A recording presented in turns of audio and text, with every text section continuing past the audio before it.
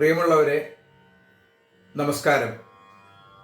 കണ്ണനാമുണ്ണിതൻ കരുണാകടാക്ഷത്താൽ കണ്ണൻ്റെ ദ്വാരക തേടി യാത്ര. കണ്ണൻ്റെ ദ്വാരകയിലേക്കൊരു യാത്ര.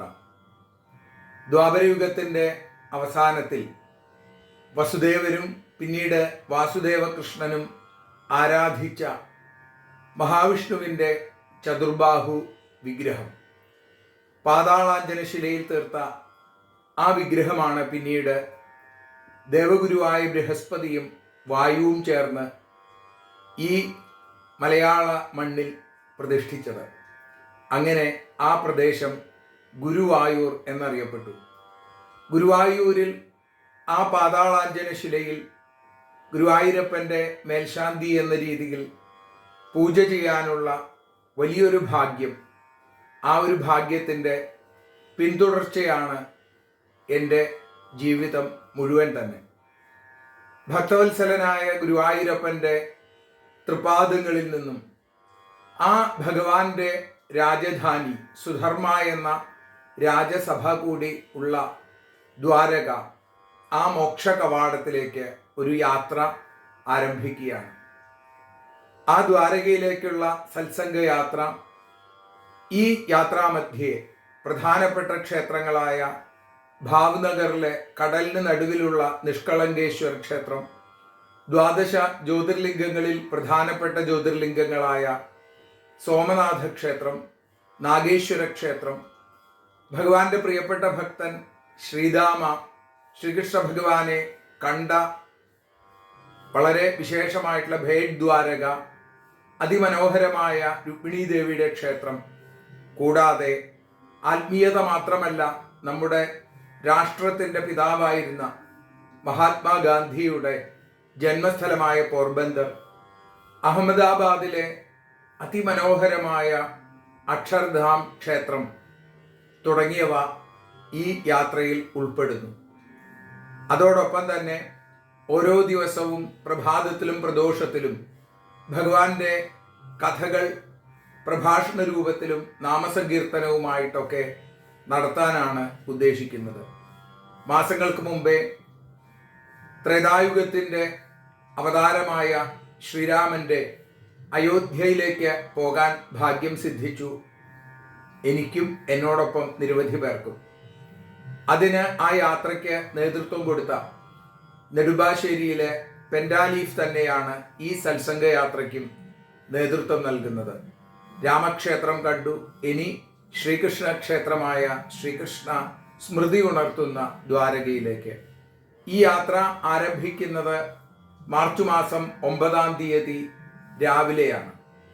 നെടുമ്പാശ്ശേരി അന്താരാഷ്ട്ര വിമാനത്താവളത്തിൽ നിന്നും വിമാനം കയറി ഉച്ചയോടുകൂടി അഹമ്മദാബാദ് വിമാനത്താവളത്തിൽ എത്തിച്ചേർന്ന് അല്പസമയത്തെ വിശ്രമത്തിനു ശേഷം സബർമതിയിലുള്ള ഗാന്ധി ആശ്രമം, തുടർന്ന് അക്ഷർധാം ക്ഷേത്രം എന്നിവ സന്ദർശിക്കാനാണ് ഉദ്ദേശിക്കുന്നത്. അന്ന് അഹമ്മദാബാദിലെ ഒരു ഹോട്ടലിൽ വിശ്രമം, തുടർന്ന് പിറ്റേന്ന് മാർച്ച് 10 ചൊവ്വാഴ്ച പ്രഭാത ഭക്ഷണത്തിനു ശേഷം അഹമ്മദാബാദിലെ ഹോട്ടലിൽ നിന്നും പുറപ്പെട്ട് ഏകദേശം 200 കിലോമീറ്റർ ദൂരമുള്ള ഭാവ്നഗറിലേക്കാണ് യാത്ര. ഹോട്ടലിലെത്തി ഉച്ചഭക്ഷണത്തിനു ശേഷം ഗാന്ധി സ്മൃതി, അതേപോലെ തക്തേശ്വർ എന്ന ക്ഷേത്രത്തിലെ സന്ദർശനം, തുടർന്നാണ് നമ്മൾ ആദ്യം സൂചിപ്പിച്ച നിഷ്കളങ്കേശ്വർ ക്ഷേത്ര ദർശനം. തുടർന്ന് ഹോട്ടലിൽ എത്തിച്ചേരുന്നു. ഓരോ ദിവസത്തെയും പോലെ ഭഗവത് സ്മൃതി ഉണർത്തുന്ന ഭജനയും നാമസങ്കീർത്തനവും ഒക്കെ. 3-ാമത്തെ ദിവസം ബുധനാഴ്ച മാർച്ച് 11 പ്രഭാത ഭക്ഷണത്തിനു ശേഷം ഗിർ എന്ന സ്ഥലത്തേക്ക് യാത്ര ആരംഭിക്കുന്നു. യാത്രാമധ്യേ ഉച്ചഭക്ഷണം കഴിച്ച് ഹോട്ടലിലെത്തി അല്പം വിശ്രമിച്ചതിന് ശേഷമാണ് സിംഹങ്ങളുടെ, പ്രത്യേകിച്ച് ഏഷ്യൻ സിംഹങ്ങളുടെ വിസ്മയലോകമായ ഗിർ ദേശീയോദ്യാനത്തിലൂടെ അതിമനോഹരമായ അത്യത്ഭുതകരമായ ജീപ്പ് സഫാരി. അതിനുശേഷം ഹോട്ടലിൽ തിരിച്ചെത്തുന്നു. അന്ന് സാസൻ ഗിർ എന്ന സ്ഥലത്താണ് നമ്മൾ താമസിക്കുക. വ്യാഴാഴ്ച 12 പ്രഭാത ഭക്ഷണത്തിന് ശേഷം സാസൻ ഗിറിൽ നിന്നും സോമനാഥിലേക്കുള്ള യാത്ര. ഉച്ചഭക്ഷണത്തിന് ശേഷം ഭഗവാൻ സ്വധാമത്തിലേക്ക് തിരിച്ചുപോയി എന്ന വളരെ പ്രകടമായ വിശ്വാസവും ഉറപ്പും ഉള്ള ബാൽക്കാ തീർത്ഥ എന്ന സ്ഥലത്ത് എത്തുന്നു. അവിടെ ഗീതാമന്ദിര ദർശനം, ത്രിവേണി സംഗമം, സോമനാഥ ക്ഷേത്രത്തിലെ സന്ധ്യാ ആരതി, അതേപോലെ തന്നെ ശബ്ദവും വെളിച്ചവും നമ്മളെ വിസ്മയിപ്പിക്കുന്ന ലൈറ്റ് ആൻഡ് സൗണ്ട് ഷോ, സോമനാഥിൽ തന്നെ അന്ന് താമസം. വെള്ളിയാഴ്ച, അതായത് 5-ാമത്തെ ദിവസം, പ്രഭാത ഭക്ഷണത്തിനു ശേഷം ഭഗവാന്റെ ശ്രീകൃഷ്ണ ഭഗവാന്റെ രാജധാനി സന്ദർശിക്കുന്നു. ചതുർധാമങ്ങളിലൊന്നായ ദ്വാരകയിലേക്കുള്ള യാത്ര. വൈകുന്നേരം ദ്വാരകാധീശ്വര ക്ഷേത്രം ആരതി ദർശനം. ശനിയാഴ്ച, അതായത് നമ്മുടെ യാത്രയുടെ 6-ാം ദിവസം, പ്രഭാത ഭക്ഷണത്തിനു ശേഷം നാഗേശ്വര ജ്യോതിർലിംഗ ദർശനം. ശ്രീകൃഷ്ണൻ താമസിച്ചിരുന്നു എന്ന് വിശേഷിക്കപ്പെടുന്ന ആ ബേദ്വാരകയിലേക്കുള്ള യാത്ര. പുരാതന ക്ഷേത്രത്തിനും കടലിനുമടിയിൽ നിന്നുള്ള പുരാവസ്തു കണ്ടൽ തൊഴിലുകളും പ്രശസ്തമായിട്ടുള്ള ഒരു സ്ഥലമാണ് ഇത്. തുടർന്ന് രുക്മിണി ക്ഷേത്ര സന്ദർശനം. രാത്രി ദ്വാരകയിലെ ഹോട്ടലിൽ താമസം. സമർപ്പണ ദിവസം, ഒരു സപ്താഹം പോലെ 7-ാമത്തെ ദിവസം ഞായറാഴ്ച, പ്രഭാത ഭക്ഷണത്തിന് ശേഷം ദ്വാരകയിൽ നിന്ന് നമ്മൾ 6 ദിവസങ്ങളിലെ ഓർമ്മകളുമായി, അനുഭവങ്ങളുമായി, ആനന്ദവുമായി രാജ്കോട്ട് എയർപോർട്ടിലേക്ക് മടങ്ങുന്നു. രാജ്കോട്ട് എയർപോർട്ടിൽ നിന്നും ശങ്കരഭൂമിയായ നമ്മുടെ ഈ സ്വന്തം ദൈവത്തിൻ്റെ സ്വന്തം നാട്ടിലേക്കുള്ള മടക്കയാത്ര. ഈ യാത്രയിൽ ഞാനും നിങ്ങളോടൊപ്പം ഉണ്ടാകും എന്നാണ് ഇപ്പോഴത്തെ സങ്കല്പം. ഈശ്വര സങ്കല്പം പോലെ വരട്ടെ എന്ന് പ്രാർത്ഥിക്കുന്നു. ഈ യാത്രയിൽ പങ്കെടുക്കാൻ ആഗ്രഹിക്കുന്ന ആളുകൾ, വളരെ കുറച്ച് ആളുകൾക്കാണ് ഇതിൻ്റെ സൗകര്യം ലഭിക്കുക. താല്പര്യമുള്ള ആളുകൾ ഉടൻ തന്നെ, അധികം വൈകാതെ, താഴെ കാണുന്ന നമ്പറുകളിൽ വിളിച്ച് ഇതിൻ്റെ വിശദവിവരങ്ങൾ നിങ്ങൾക്ക് മനസ്സിലാക്കാവുന്നതാണ്.